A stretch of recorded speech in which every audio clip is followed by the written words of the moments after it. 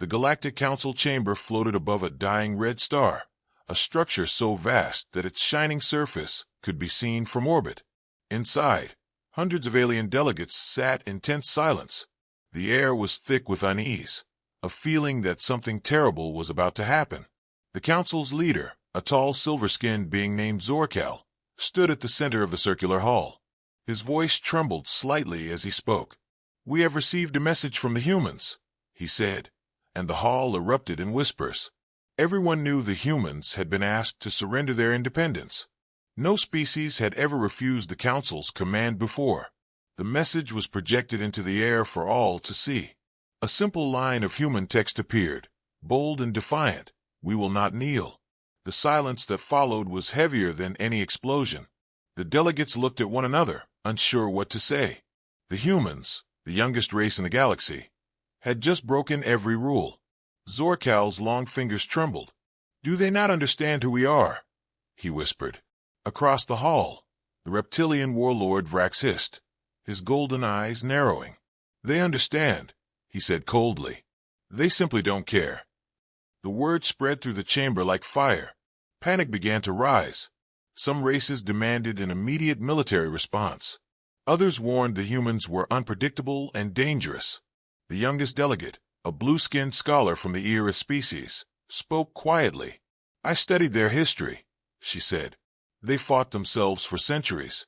They lost millions and kept going. They never stop. They never break." But no one listened. Voices grew louder, overlapping, angry. The chamber lights flickered as energy surged through the building's ancient systems. Zorcal tried to restore order, slamming his hand on the crystal podium. "Silence," he shouted. "We are the council. We cannot act like children." But even his command could not calm the storm. The message replayed again, as if to mock them. "We will not kneel." The words echoed through the minds of everyone present. Far across the galaxy, on Earth, humans watched the reaction unfold through hidden channels. In a dark command room beneath the surface of Luna Base, General Ava Grant stood before a holographic screen. Her face was calm, but her eyes were sharp. "They've received the message," her aide reported. Ava nodded slowly. "And how did they take it?"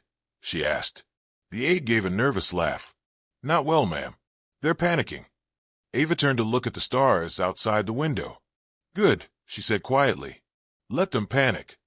For months, the Galactic Council had demanded that humanity surrender its weapons, its fleets, and even its right to govern Earth. The Council claimed it was for galactic peace, but humans knew the truth. They wanted control. They wanted Earth's technology. They wanted humans to bow. But humanity had already made its choice. Every nation on Earth had united under one banner, the Earth Defense Command. No more borders. No more politics. Just one voice, one planet, one will. And that will had justified the galaxy. Back in the council chamber, chaos grew worse. Reports arrived that human ships had begun pulling back from shared trade routes. Alien patrols were being warned to stay away from human space. The council's spy network had gone silent. It was as if the humans had vanished behind an invisible wall. "They are preparing for war," Vrax growled. "We must strike before they do." But another voice, older and calmer, spoke from the shadows. It was High Scholar Rentor, one of the few who had actually met a human before. "You will not win," he said softly. "They are not the strongest. They are not the fastest. But they have something no one else does. They fight even when they know they might die." The room went silent again. Zorcal looked around the circle of alien leaders. "Then what do you suggest, Old One?" he asked. Rentor looked up, his dark eyes reflecting the stars' dying light. "Do not push them," he said, "because when humans feel trapped, they do not surrender. They burn everything to the ground." Outside the chamber, the great city world of Seraphis Prime shined like a jewel in the dark. But for the first time in thousands of years, that light felt fragile. The message from Earth replayed one last time before the screen went dark. "We will not kneel." On Earth, Ava Grant received a transmission from the deep space probe Helios 1. The image was blurry, but clear enough to see. A fleet of alien ships forming near the edge of human space. "They're moving faster than we thought," her aide said nervously. Ava stared at the display, her expression unreadable. "Then we move faster," she replied. She turned to her crew. "Activate Project Helios. The galaxy thinks they know us. It's time to remind them who humans really are." The engines of hidden stations began to hum. Deep in the void, unseen by any alien eyes, Earth's defenses came alive. The Council believed humanity was weak. They were about to learn how wrong they were. The stars outside flickered as if the universe itself sensed what was coming. And somewhere, far beyond the Council's reach, the first shadow of the coming storm began to rise. Long before the message that shook the galaxy, the story of humanity had already begun to spread among the stars. Many alien races had heard rumors about the strange new species from a small blue planet called Earth. They were loud, emotional, and unpredictable. They laughed in the face of danger, fought when they had no chance, and always seemed to rise again no matter how hard they fell. To the Galactic Council, humanity was a mystery, something that didn't fit the rules of the galaxy. When humans were first discovered, the Council thought they were weak. Their technology was young, their ships were slow, and their planet had just recovered from centuries of internal wars. But the Council had never met a species like them. The first contact took place above Mars. A Council exploration ship arrived, expecting fear and submission. Instead, they found a group of human scientists calmly studying the same planet. The aliens announced themselves as representatives of the Galactic Council and offered membership under strict conditions. The humans listened quietly. Then, the leader of the human expedition simply said, "We'll join when we're ready." That was the first time the Council realized humans did not fear them. At first, relations were peaceful. Humans traded technology and shared knowledge. But slowly, tension began to grow. The Council didn't like how fast humans were learning. In only a few decades, Earth went from a single planet to a rising power, with colonies on Mars, Luna, and the moons of Jupiter. The aliens called them reckless. The humans called it ambition. The Council demanded control over human expansion, claiming it was for balance and safety. Humanity refused. They built faster ships, stronger weapons, and smarter machines. They called it Project Helios, a secret program that the Council only heard whispers about. Some said it was a new kind of defense system. Others feared it was something much worse. Inside the Council, arguments erupted. Some believed humanity could be a valuable ally. Others believed they were a threat that must be contained before it was too late. Among them was High Scholar Rentor, an old and wise being who had studied human history deeply. He tried to warn the Council. "Humans are not like us," he said during one heated meeting. "They do not conquer for power. They fight for freedom. If you corner them, they will not yield. They will destroy everything before they bow." But his words were ignored. Instead, the Council sent demands to Earth, ordering them to disband their defense fleets and place all military technology under Council control. They expected humans to obey, just as every other species had before them. But the humans did not answer right away. Days turned into weeks, then months. The silence made the Council uneasy. Then, one day, the message arrived. Only 5 words. "We will not kneel." From that moment, the galaxy changed. Across alien worlds, fear and curiosity spread. Who were these humans that dared to defy the most powerful organization in existence?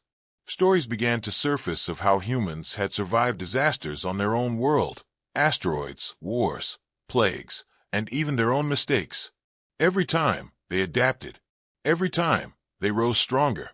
In human schools, children were taught the history of struggle and survival. They learned how their ancestors had looked up at the night sky, dreaming of the stars, and how they had finally reached them through sheer determination. The Galactic Council had never faced a race like that. Back on Earth, leaders of the United Earth Command met in a secure chamber beneath the surface. The air was heavy with tension, but their eyes burned with pride. "The Council has underestimated us," said General Ava Grant, standing before the table of world representatives. "They think they can command us as if we are their subjects. But we are not. We are human." She paused, letting the silence carry her words. "They think we will surrender. They have no idea what we are capable of." Her words were met with nods. The human spirit was unbroken. For centuries, humans had fought one another, but now, for the first time in history, they stood united against a common enemy. No borders, no divisions, only one goal: freedom. In the shadows of Mars, deep underground, the construction of Project Helios continued. Engineers worked in silence, building something that even most of Earth's leaders did not fully understand. All they knew was that it would protect them if war came. "We are ready," whispered Dr. Alara Singh, the project's chief scientist. "When they come, they will see what it means to face humanity." Meanwhile, in the grand halls of the Galactic Council, anger and fear turned into arrogance. "If they do not surrender, we will make them," hissed Rax, the reptilian warlord. "They are one planet. We are hundreds. This will not even be a war, it will be a lesson." But deep inside, even the bravest alien commanders felt uneasy. They remembered the reports of how humans fought, how they refused to die quietly. The council voted to send a fleet, not for war, but for peacekeeping. Still, everyone knew what it truly meant. It was an invasion. On the night before the fleet launched, Rintor stood by the window of his quarters, looking at the stars. He whispered to himself, "You fools. You do not understand them. When humans fight for freedom, even the stars tremble." And somewhere across the dark of space, on a small blue world, humans prepared for what was coming. They did not want war, but they would not run.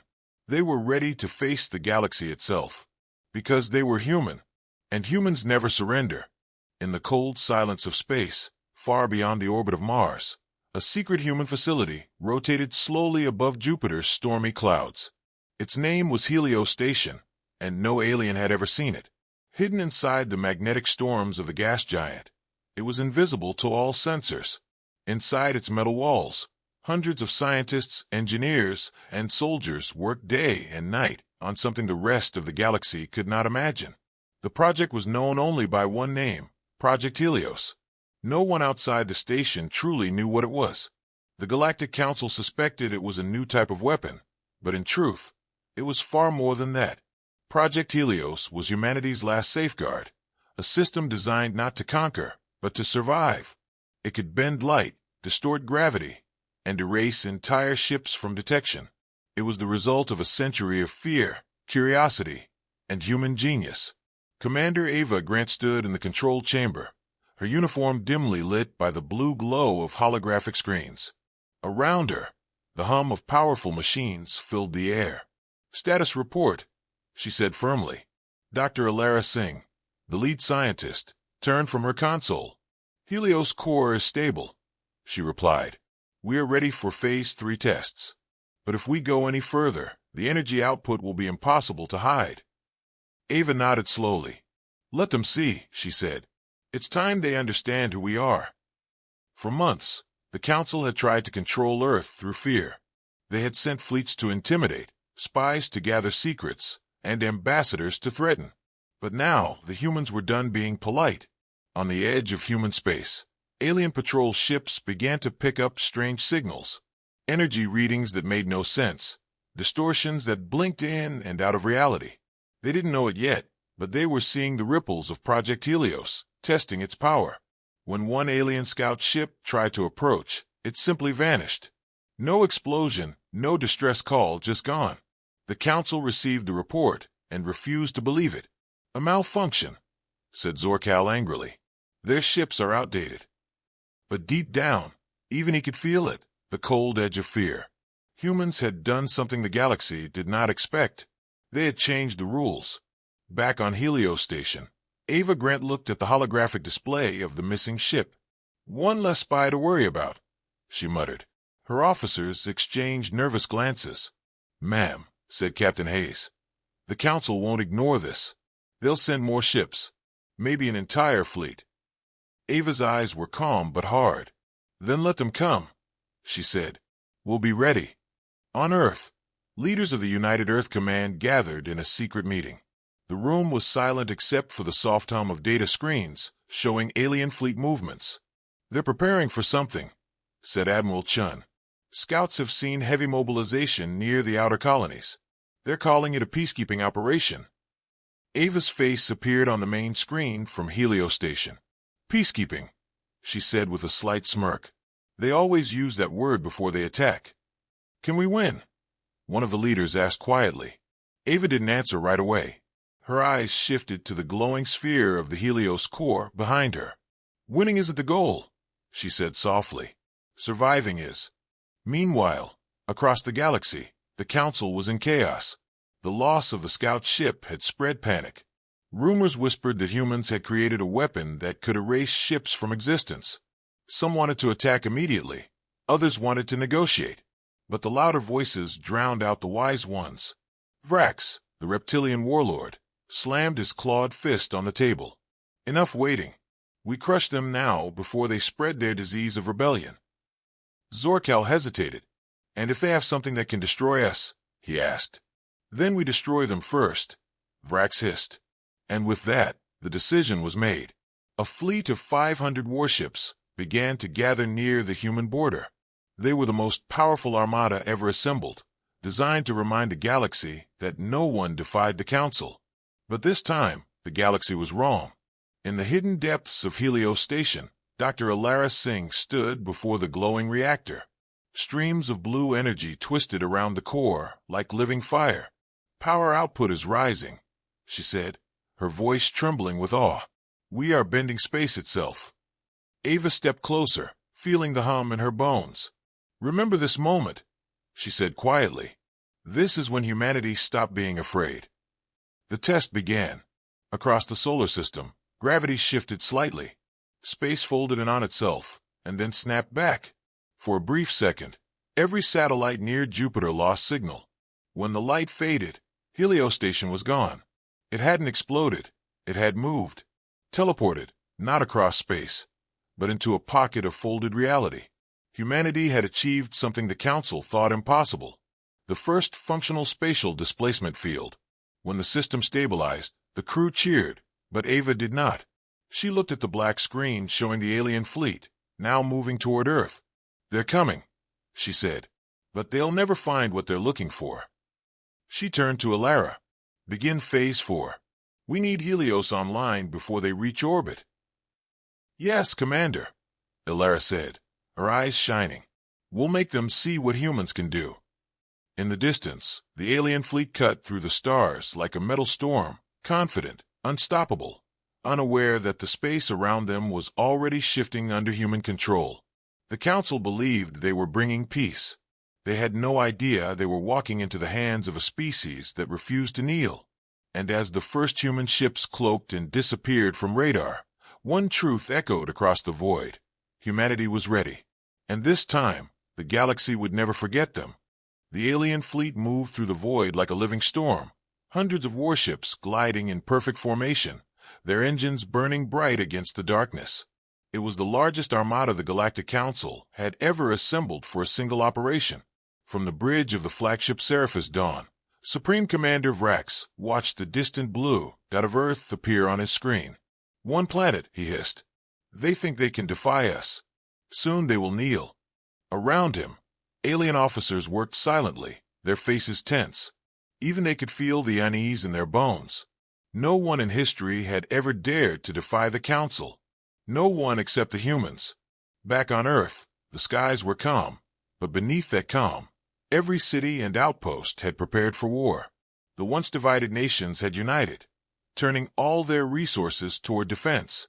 The orbital docks above Earth were filled with new ships, sleek, silent, and hidden behind cloaking fields powered by the Helios network. From the window of the Earth Defense Command Tower, Commander Ava Grant watched the stars as the alien fleet approached. Her reflection in the glass looked tired but unbroken. Are the defense grids ready? She asked. Captain Hayes nodded. Yes, ma'am. All Helios nodes are synced. The system is invisible to their scanners. Ava gave a faint smile. Good. Let them think we are unarmed. Across the planet, ordinary people watched the sky, not with fear but with a strange calm pride. Every human knew the truth now. The Council was coming, and surrender was not an option. In schools, in factories, in the streets, one phrase had become a promise whispered by millions. We will not kneel. The alien fleet entered the solar system. From their ships, the aliens scanned for signs of human activity, but the results were confusing. There were cities, power signatures, even ships, but they seemed to vanish and reappear in random places. Their systems are malfunctioning, one alien officer said nervously. Vrax narrowed his eyes. No, he growled. They are hiding something. They want us to think they are weak. Prepare the first wave. As the alien ships approached Earth's orbit, the Council sent a broadcast to every channel. Zorkal's calm voice echoed across human communication networks. People of Earth, he said, the Council does not wish to destroy you. Surrender your weapons, and your world will be spared. For a long moment, there was silence. Then a single reply came from Lunabase, transmitted across every frequency in the solar system. It was Ava Grant's voice, strong, steady, and cold. This is Earth Defense Command. Message received. Here is our answer. And then the signal cut off. In the next second, the entire alien fleet's radar screens went blank. Every reading, every sensor, every display turned to static. The ships slowed in confusion. What happened? Shouted one officer. We've lost contact with the entire formation. Vrax turned sharply to his communications officer. Restore it. But before the officer could respond, the stars outside shifted. Dozens of human ships suddenly appeared around the fleet, as if materializing out of nowhere. They were smaller, older in design, but perfectly positioned. For a moment, no one moved. Then one human ship broadcasted a message directly to the alien fleet. You entered human space without permission. Leave now or be removed. Vrax laughed. Removed? By you. He raised a clawed hand. Destroy them. The alien fleet opened fire, unleashing waves of plasma and light that tore through the void. But the human ships were gone again. Every shot missed. Every target vanished. Then, just as suddenly, 3 alien cruisers disappeared from the radar. No explosions. No wreckage. Just gone. Panic spread through the fleet. They're erasing us, someone screamed. No, Vrax roared. They're using some kind of trick. Find them. But it was no trick. It was Project Helios. Inside the hidden Helios stations orbiting Jupiter and Saturn, human engineers watched as the alien ships were pulled into folded space, trapped inside invisible pockets of gravity. Containment successful, Dr. Alara Singh reported. 3 ships neutralized. Ava Grant's voice came through the channel.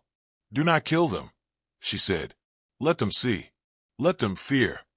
The humans had chosen mercy, not weakness, but control. The alien fleet, now blind and terrified, began to pull back, their formations breaking apart. From his flagship, Vrax roared in frustration. This is impossible. They are just one world. But deep down, even he knew it was no longer true. Humanity had changed. They had mastered the very laws of space. On Earth, the people cheered as images of the retreating alien ships filled the news feeds. For the first time in history, humanity had faced the galaxy and won the first round without a single casualty. In the council chamber, chaos erupted. Delegates shouted over each other. Some demanded total war, others screamed for peace. Zorkal stood frozen, staring at the data on the screen. They erased ships, he whispered. Not destroyed, erased. Rentor's voice was low and grim. I warned you, he said. You thought they were weak. Now you've seen what they can do. Zorkal turned toward him, eyes wide with fear. Then what do we do now? Rentor looked out the window toward the distant stars, where Earth shined faintly among the darkness. Pray they stop here, he said, because if they don't, none of us will be ready. Back in orbit, the human fleet vanished again, slipping quietly into the folds of space. Ava Grant stood before the Helios display and gave a simple order. Stand down, she said. Let them run. We've made our point. Outside, the stars burned quietly, unaware that the balance of power in the galaxy had just shifted forever. The alien fleet drifted in confusion, broken and terrified after their failed attack. Ships that had once moved in perfect formation now scattered across the solar system, trying to escape the invisible grasp of the humans. No one could explain what had happened. The scans showed nothing, no explosions, no weapons fire, just entire cruisers gone without a trace. The few that survived sent desperate transmissions back to the Galactic Council, describing how space itself had swallowed their ships. Panic spread faster than light. Inside the Grand Council chamber, Zorcal listened to the incoming reports with disbelief. "Impossible," he muttered. "No species can manipulate gravity on that scale." Around him, voices rose in fear and anger. "It was witchcraft," shouted one delegate. "They broke the laws of physics," cried another. But one calm voice cut through the noise. High Scholar Rentor stood slowly, his old eyes filled with sorrow. "It is not witchcraft," he said. "It is intelligence. It is will." The chamber fell silent. Rentor turned toward the glowing map of the human system. "They warned us. We refused to listen, and now the humans have shown us what defiance looks like." His words echoed in the hall. Zorcal slammed his fist against the table. "We cannot allow this to continue," he snapped. "If they can make ships disappear, what stops them from erasing entire worlds?" But even he could hear the fear in his own voice.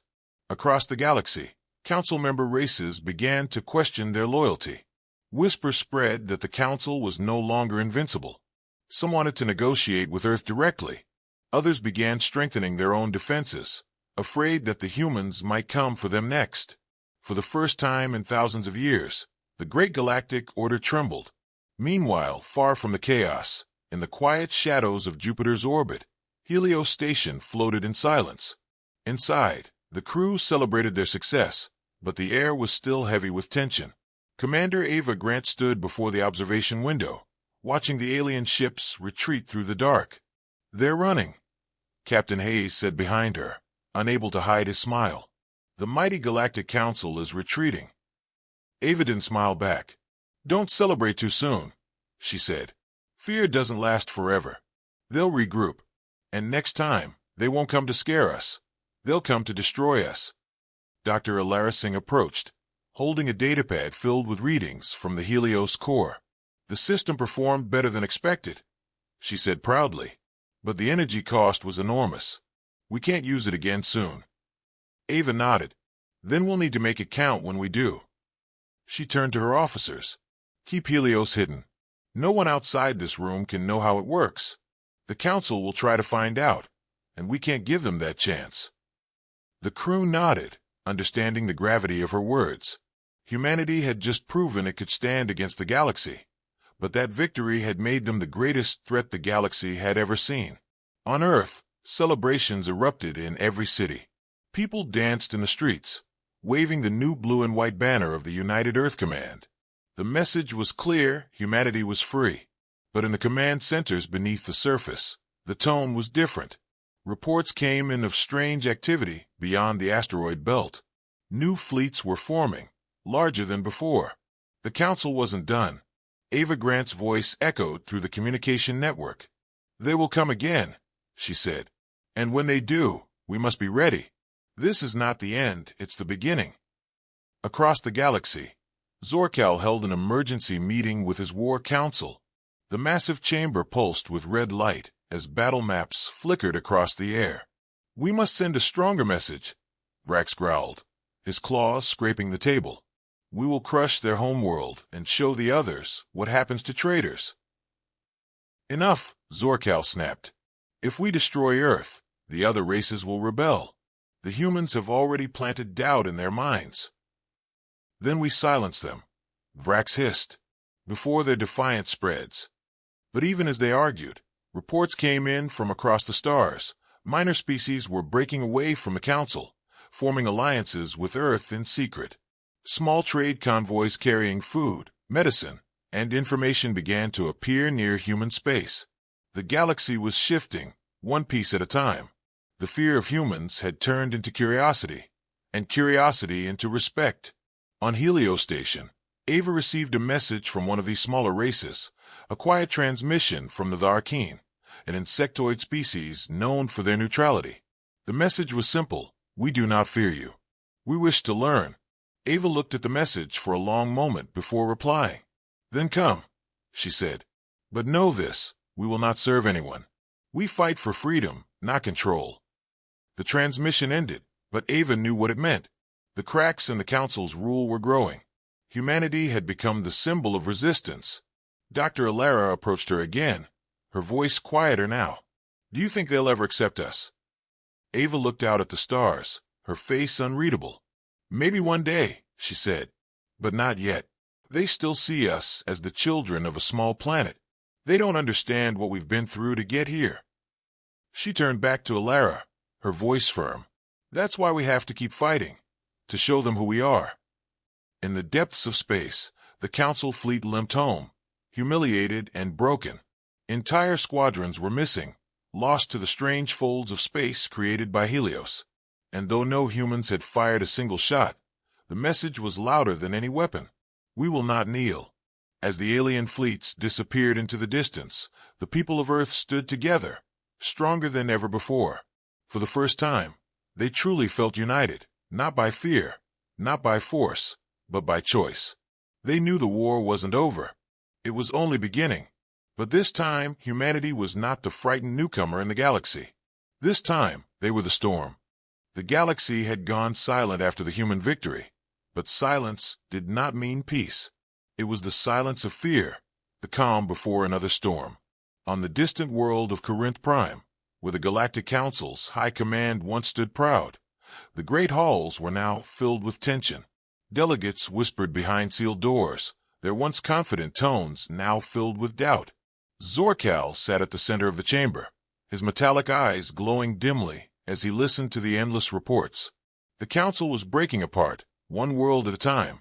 They are forming alliances with the humans, a messenger said nervously. The Tharkeen, the Vashri, even the minor clans of the Red Han sector, they've begun sending envoys to Earth. Zorkal's claws tightened against the table. So the infection spreads, he muttered. The humans have turned our order into chaos. Across the chamber, High Scholar Rintor stepped forward. Perhaps chaos was already here, he said calmly. We simply never saw it. For too long, we ruled through fear. The humans only reminded us what courage looks like. Zorkal's glare was sharp. Courage? They used forbidden technology to destroy our fleets. That is not courage. That is madness. Rintor looked at him sadly. And yet it worked. The chamber went silent again. Far away, on Earth's orbiting station Helios, Commander Ava Grant stood before her crew. The mood was grim. The humans had won the first battle, but victory had brought more danger than safety. We have intercepted new Council transmissions, said Captain Hayes. They are preparing something called Operation Eclipse.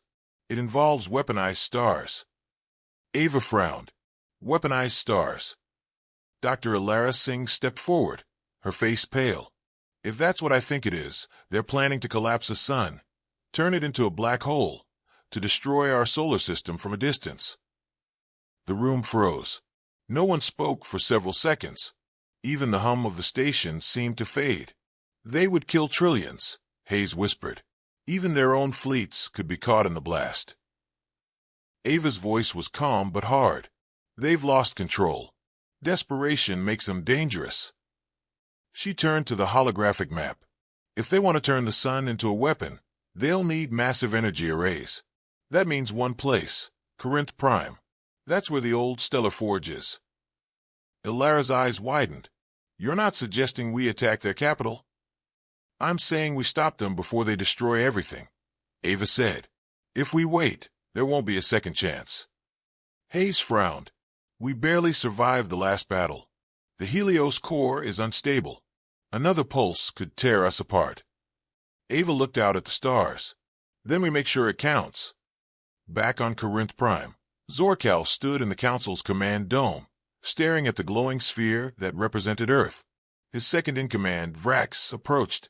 The preparations for Operation Eclipse have begun, Vrax said. Once complete, their star will collapse within hours. There will be nothing left. Zorkal nodded slowly, but there was a flicker of doubt in his eyes. And what then, Vrax? What happens when the other races see what we've done? They will fear us again, Vrax said with pride. They will remember who rules the stars. But Zorkal wasn't so sure. He turned away, his mind heavy with the memory of the last war. The humans had fought not for power, but for survival. Their strength had come from unity. His council had neither. As the council prepared their doomsday weapon, the humans moved first. Under the cover of Jupiter's shadow, the Erebus squadron launched into the void. Their mission was clear: reach Corinth Prime, sabotage the Stellar Forge, and escape before the council realized what happened. Commander Ava led the operation herself, piloting the stealth cruiser Vigilant. The silence of deep space pressed against the hull as they passed through the black corridors of the void. Every crew member knew the risk. No rescue, no backup, no retreat. Approaching the forge, Hayes said quietly. The massive structure loomed ahead, a ring of ancient machines built around a dying star. Its light pulsed like a heartbeat, slow and menacing. Radiation levels are off the charts, Alara warned. We can't get too close. Ava narrowed her eyes. We don't need to. We just need to get inside the command node. Using stealth drones, the team slipped through the outer defenses. The council guards, unprepared for such a daring infiltration, didn't notice until it was too late. Inside the forge, Ava's team planted a device, a pulse core that would disable the entire system. But just as they were about to withdraw, alarms blared. Zorkal's face appeared on the command screen, his expression cold and furious. You dare enter the heart of the council? Ava met his gaze through the holographic feed. You left us no choice. You want to destroy our sun. We're stopping you. Zorkal's voice dropped to a growl. You think this will save you? You've already doomed your kind.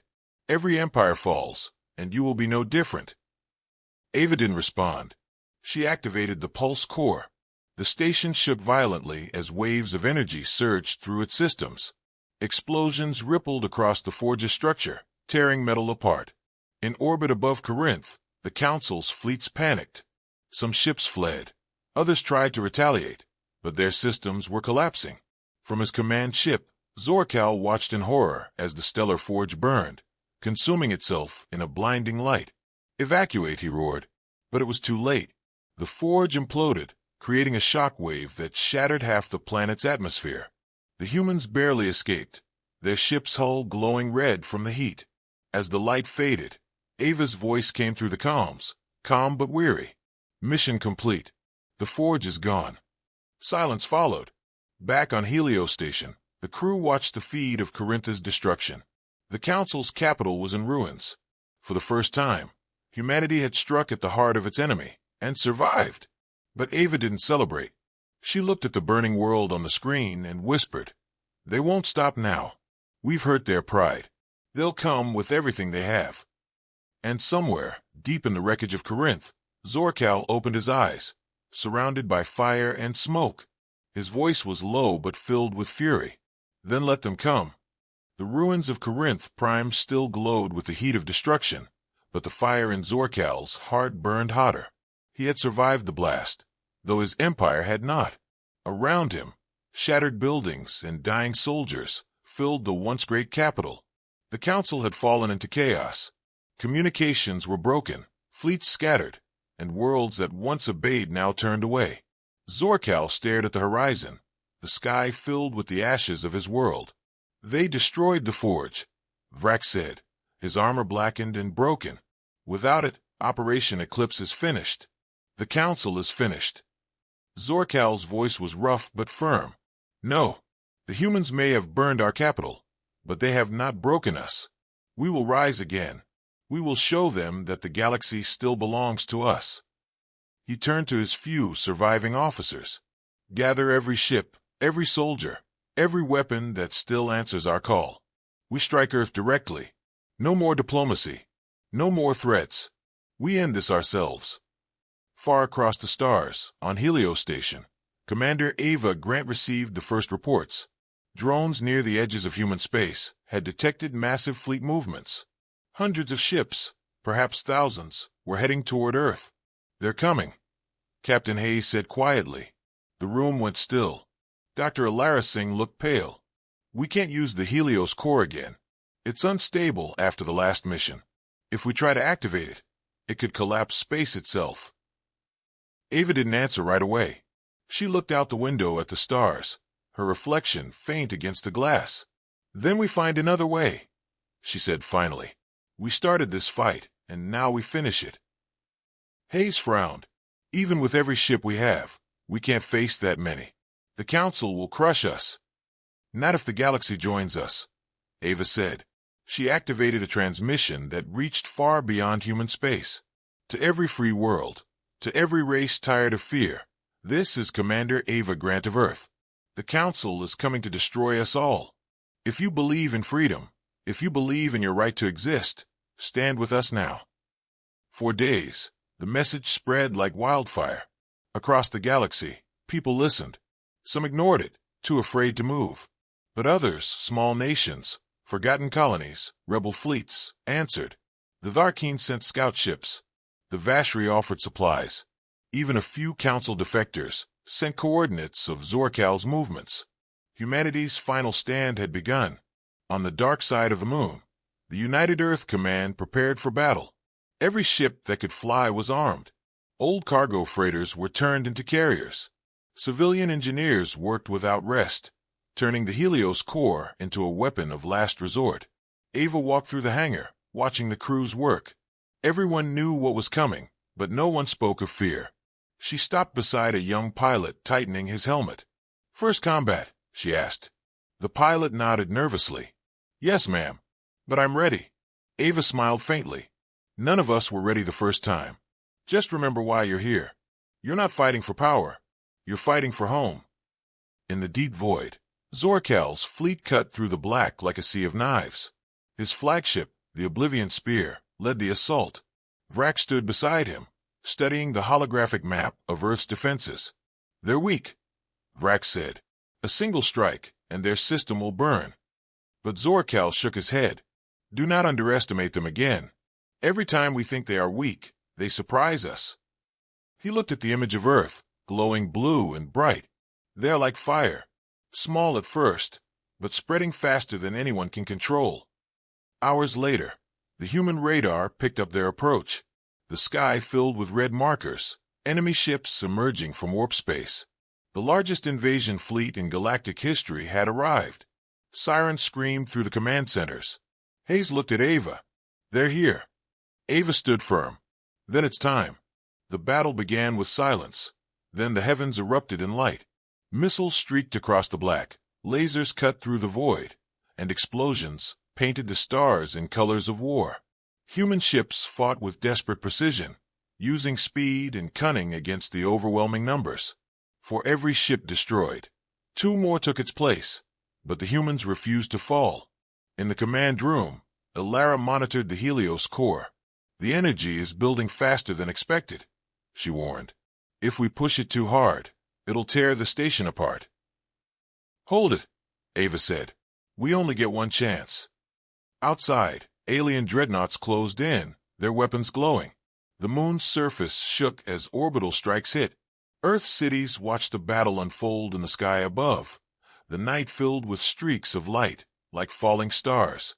Despite the chaos, the humans fought harder. Small allied ships began arriving, Tharkeen fighters, Vashri cruisers, even rogue Council ships. They formed a shield around Earth, buying time for the Helios core to charge. On the Oblivion Spear, Zorkal watched in disbelief as ships from across the galaxy fought beside the humans. "They've united the broken," Vrak snarled. "They fight like they believe they can win."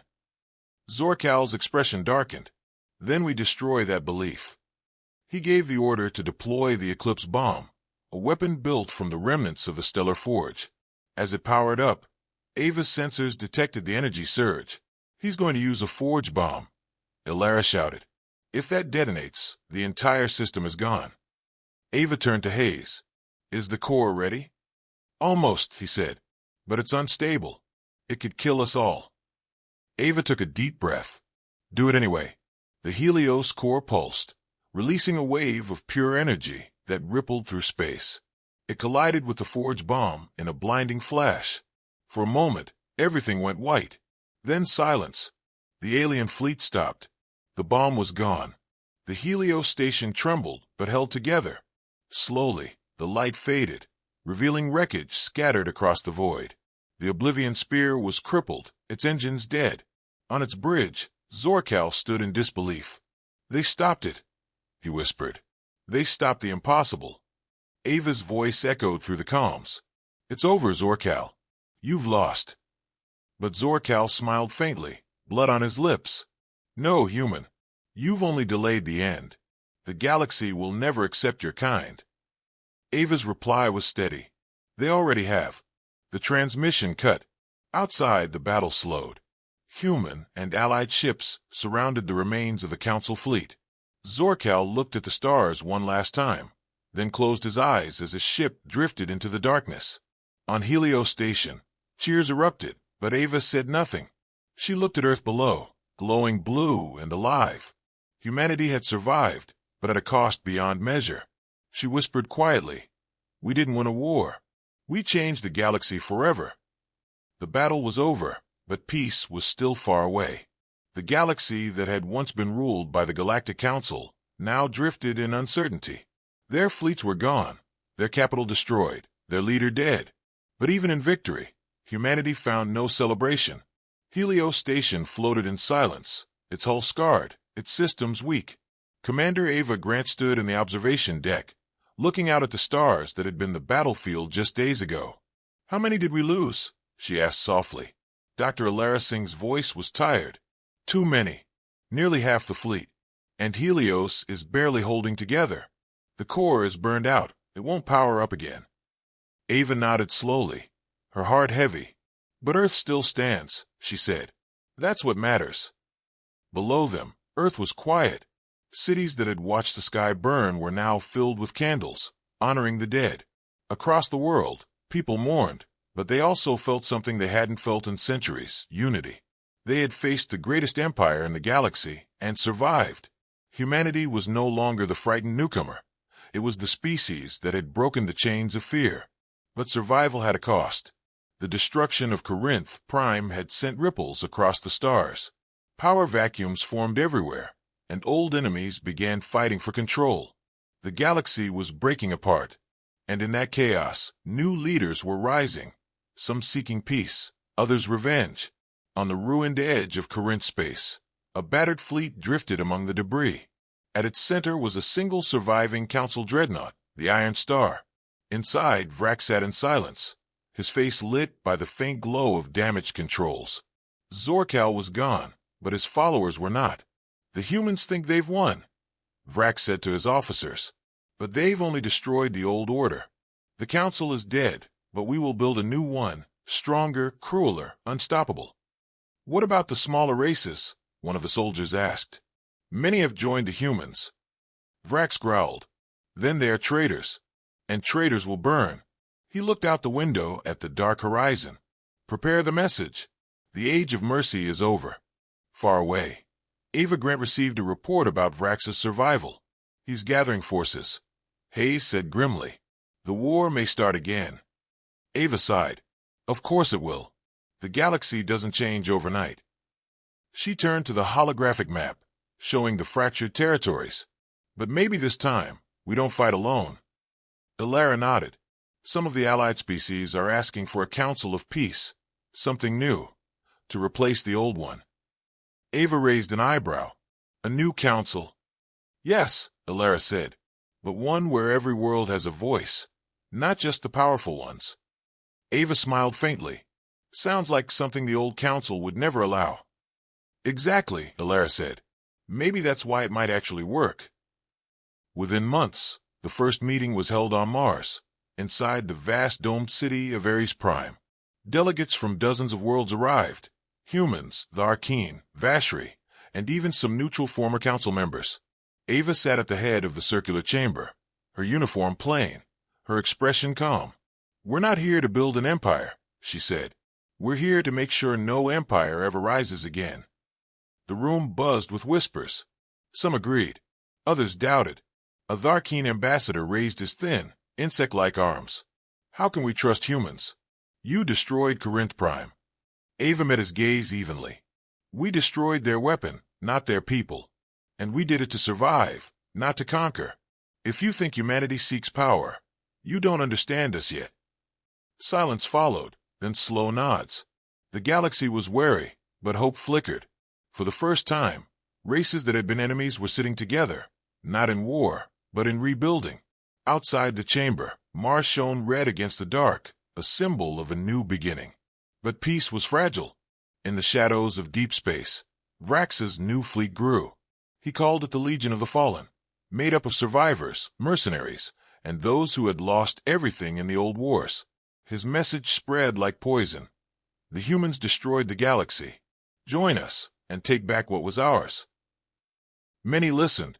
On Helio Station, Ava knew it was only a matter of time before he struck again. He's not building an army to win, she told Hayes. He's building it to burn everything that's left. Then we stop him before he starts, Hayes said. Ava nodded.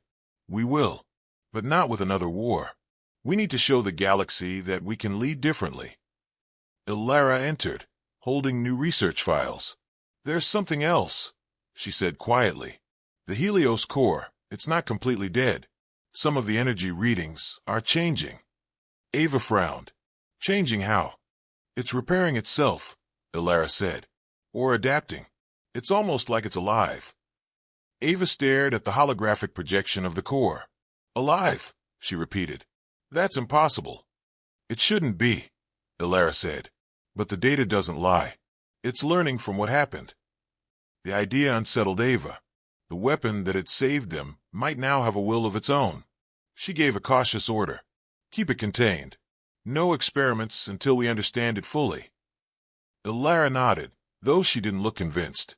As Ava walked away, she glanced back at the core's glowing chamber. For a brief moment, she thought she saw the light pulse, slow and steady, like a heartbeat.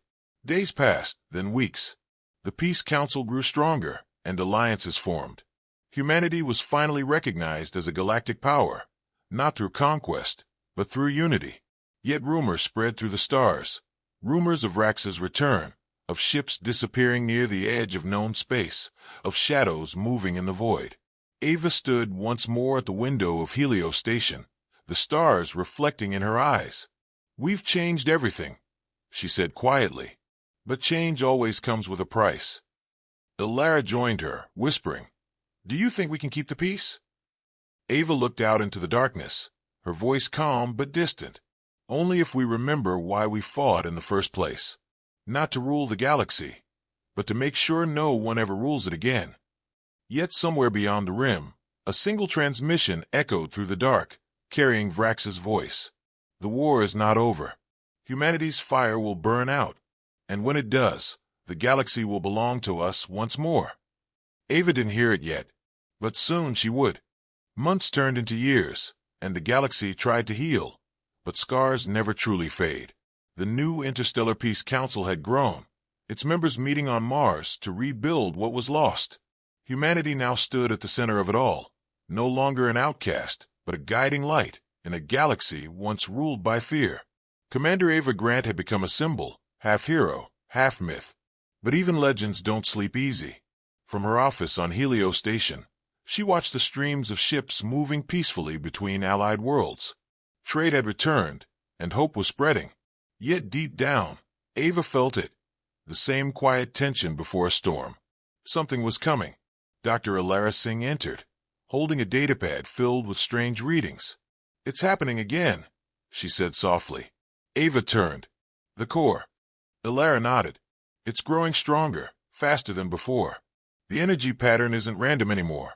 It's sending signals. Signals. Ava frowned. To where? Illara hesitated. That's the problem. The signal isn't going out, it's going in. Something beyond our galaxy is responding. The room went silent. For years, they had believed the Helios core was human-made, built from science and innovation. But now it seemed it was something else, something ancient. Lock it down, Ava ordered. No transmissions, no experiments. Until we know what we're dealing with, no one touches it. Illara nodded, but her eyes showed worry. If it's reaching beyond our galaxy, it might already be too late. Meanwhile, far beyond human space, in the shattered remains of Corinth Prime, the Legion of the Fallen grew. Vrax stood on the command deck of his rebuilt warship, Oblivion Reborn, surrounded by holograms of ships gathering from every corner of the void. Pirates, deserters, exiles, all united under his banner. His voice boomed across the calms. The humans think they saved the galaxy. They are wrong. They replaced order with chaos. They destroyed our home and call it peace. But we will take back what is ours. We will rise again. The fleet roared in response. But behind Vrax's fire burned something darker, a whisper in his mind. It wasn't his own. It was cold, deep, and ancient, speaking from the dark. It told him things he could not understand. It promised him power in exchange for destruction. At first, he ignored it. But the more he listened, the more he realized where it came from. The same signal the Helios core had sent. The same power that had broken space itself. The same thing that had turned humans into legends. Vrax smiled bitterly. So this is their secret. The core was never theirs. It belongs to something far greater. On Helios Station, the research team worked around the clock to understand the growing anomaly. The core pulsed steadily now, glowing brighter each day. Machines near it began to malfunction, and strange symbols appeared across its surface, symbols no one had ever seen before. They looked like language. Ilara whispered. Not human, not council. Something older. Ava stood beside her, arms crossed. Translate it. I'm trying, Ilara said. But every time we get close, the data changes, as if it doesn't want to be understood. Hayes entered the room, his face grim. We just got word from our outpost, near the edge of the Orion Belt. They're gone. All of them. The station systems just stopped. And then, before the signal cut, the sensors picked up something, a massive energy surge, identical to the Helios core's signature. Ava felt a chill crawl down her spine. It's spreading, she said quietly.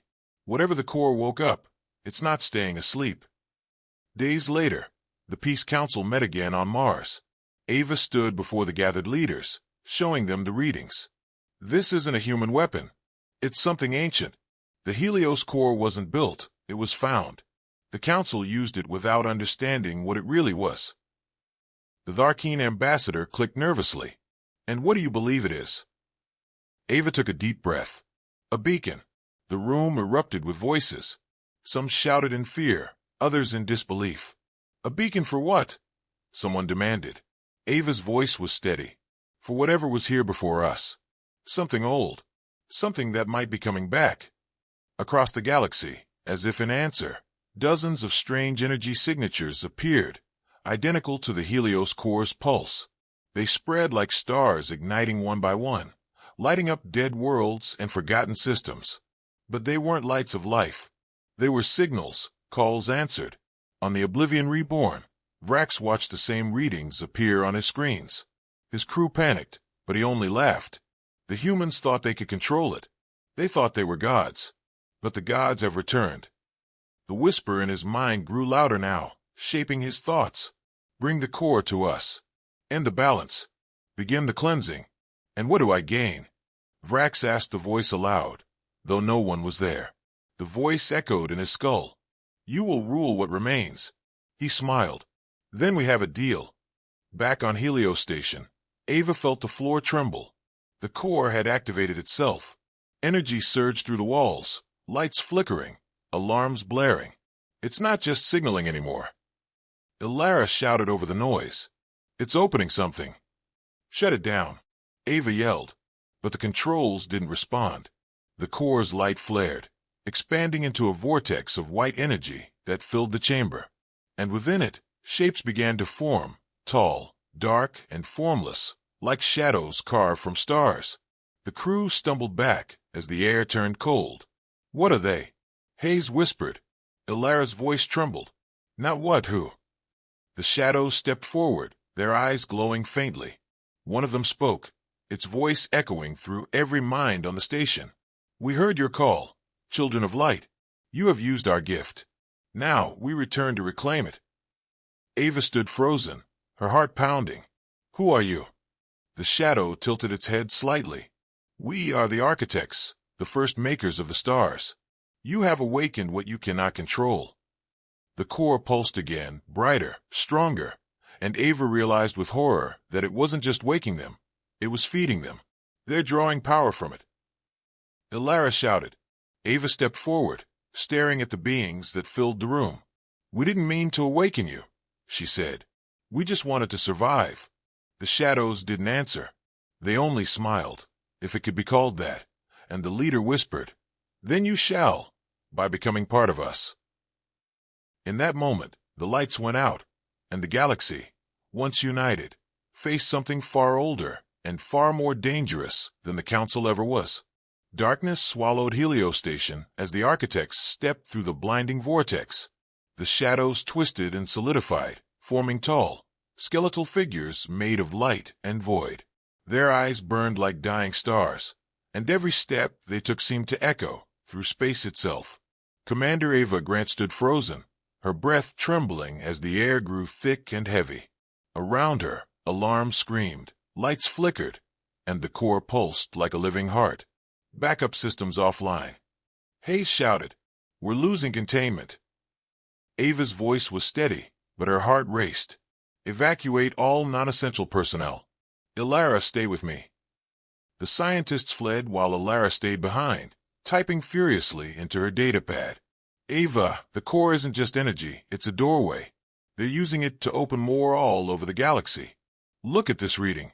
Each pulse is connecting to another location." Ava's eyes widened. "They're building a network." The leading architect moved closer, its voice calm and powerful. "We gave you the spark of creation, humans. You turned it into a weapon. You tore holes in reality, and now balance must be restored." Ava glared. "You call this balance? Destroying everything we built." The being tilted its head. "Your existence was never meant to last this long. You evolved too fast, reached too far. You became unpredictable." Ava clenched her fists. "That's what makes us human." The architect raised its hand, and the core flared. A shockwave knocked Ava and Ilara to the ground. Screens shattered, and the room shook violently. Outside, ships exploded as energy ripped through space.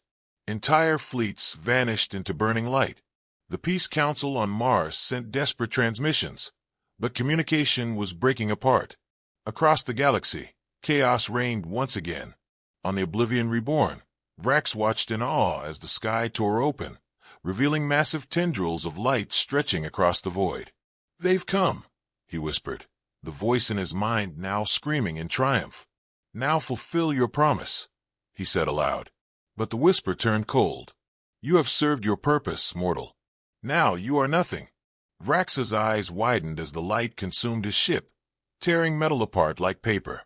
The Legion of the Fallen burned in silence, their ambitions ending in a single flash. Back on Heliostation, Ilara crawled toward the control panel, her fingers shaking. "Ava, there's still a chance. The core's connection goes both ways.